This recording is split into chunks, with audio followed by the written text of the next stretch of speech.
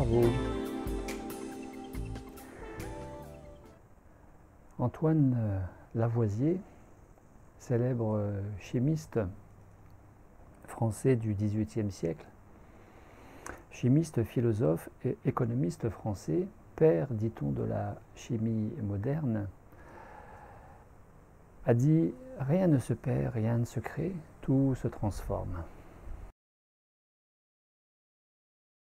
Eh bien, comme je vous proposais une réflexion autour de « Je pense donc je suis » de Descartes,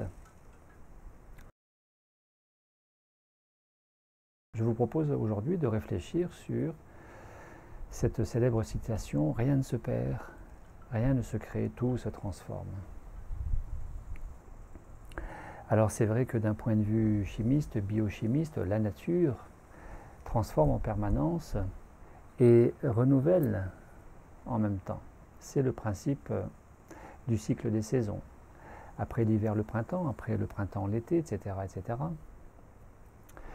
Et c'est vrai que la nature, naturellement, s'assure de transformer.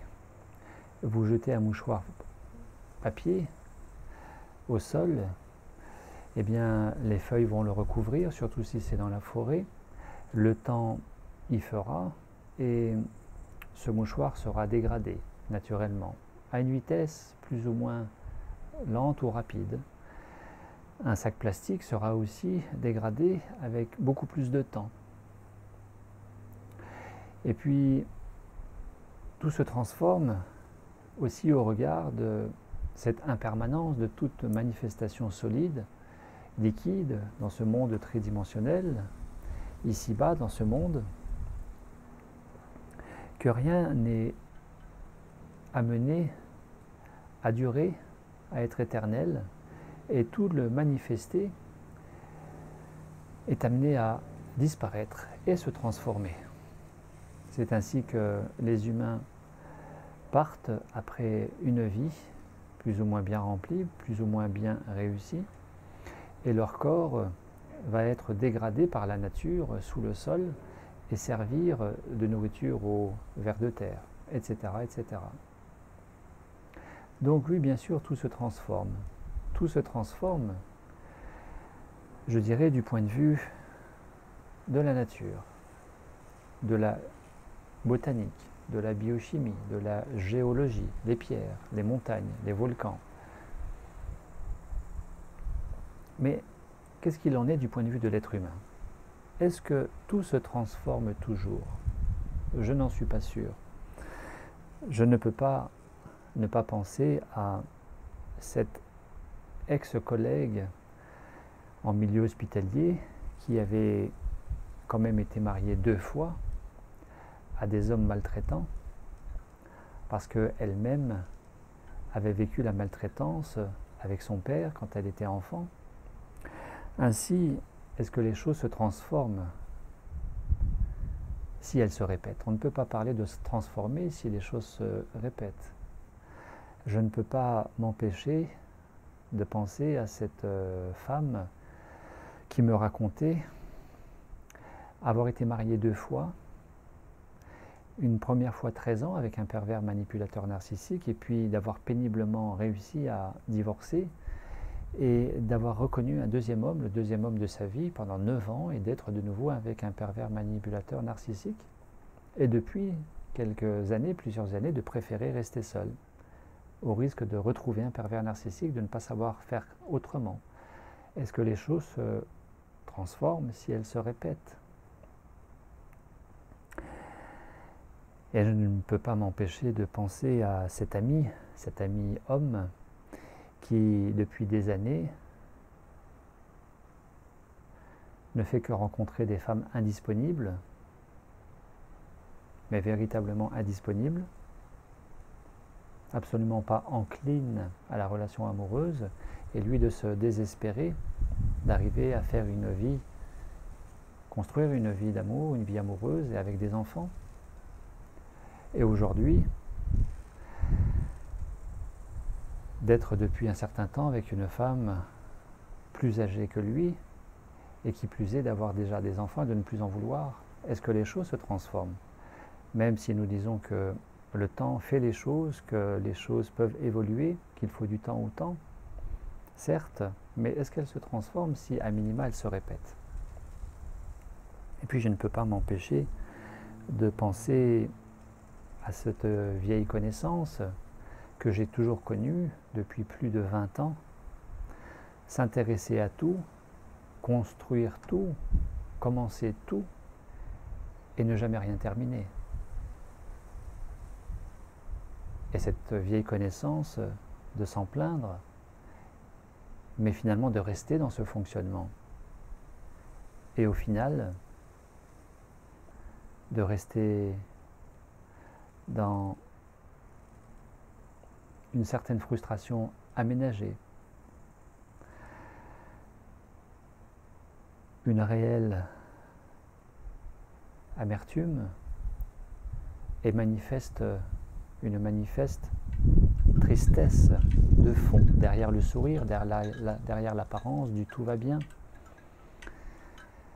Est-ce que là aussi les choses se transforment, puisqu'elles semblent se répéter?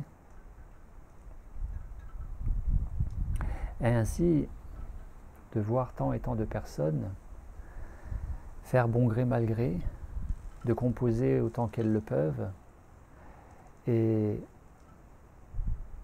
de se satisfaire de l'à peu près, de se satisfaire sans jugement de ma part d'une certaine médiocrité, de ce qu'elles-mêmes appellent être une médiocrité dans un certain domaine de leur vie ou dans leur vie tout court. Et manifestement,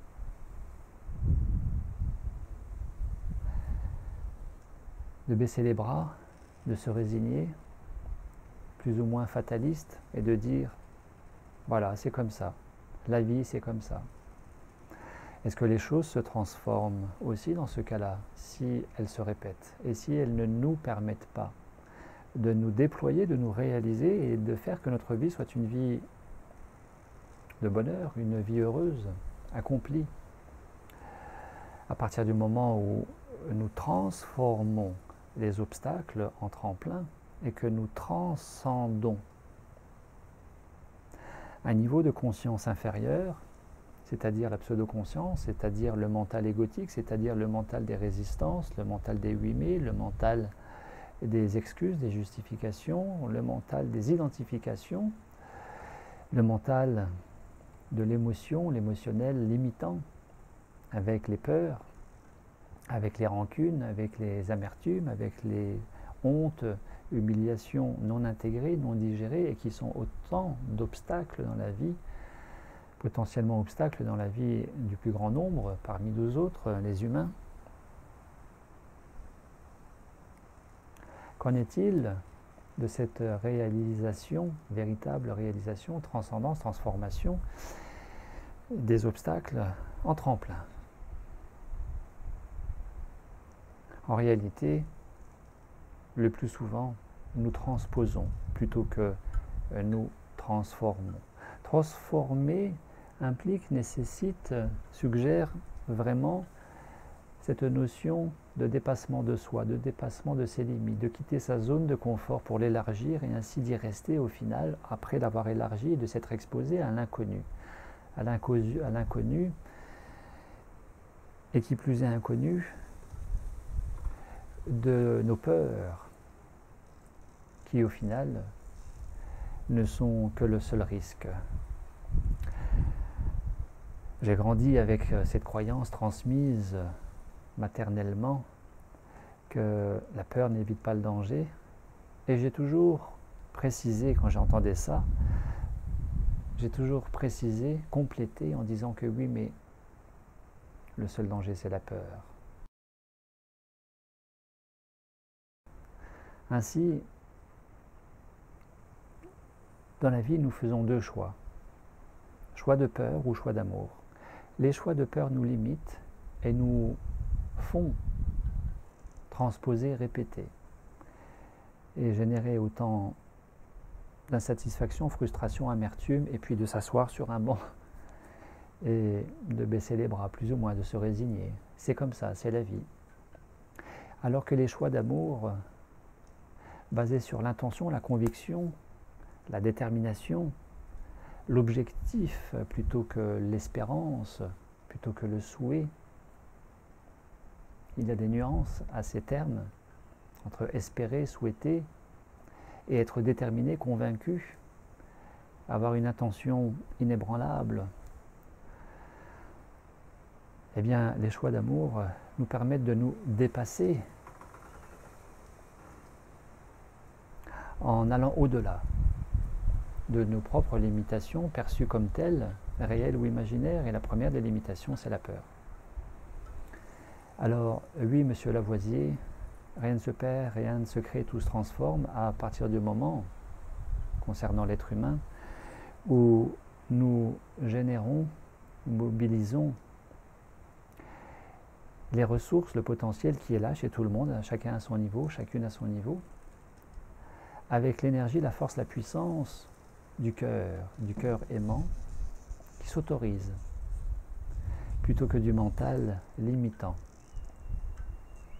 et donc de la peur. À défaut de quoi, nous ne transformons que si peu. Nous ne transcendons que si peu. Et nous transposons, nous répétons. Et plus l'obstacle se représente, plus nous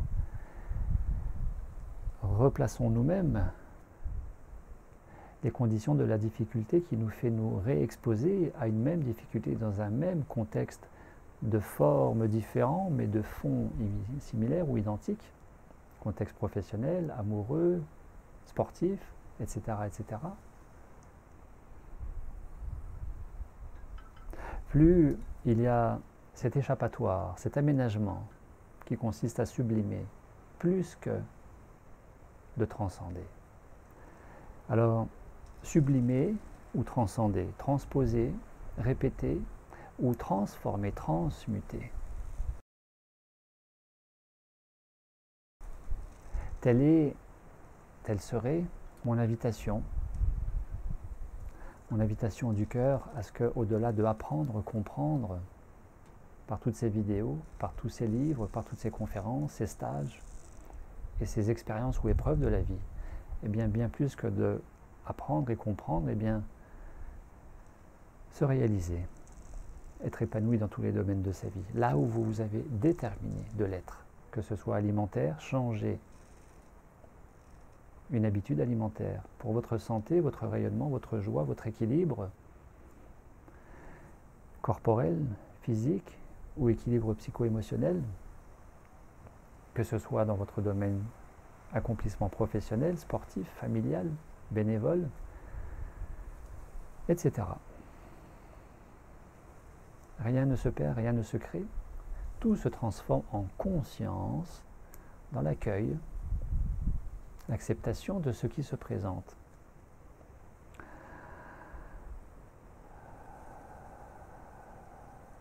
Et je vous le répète, comme je l'ai évoqué tout précédemment, face à la difficulté, il y a une stratégie qui s'applique très facilement dans à peu près tous les domaines. C'est l'injonction paradoxale appliquée à soi-même, donc l'auto-injonction paradoxale.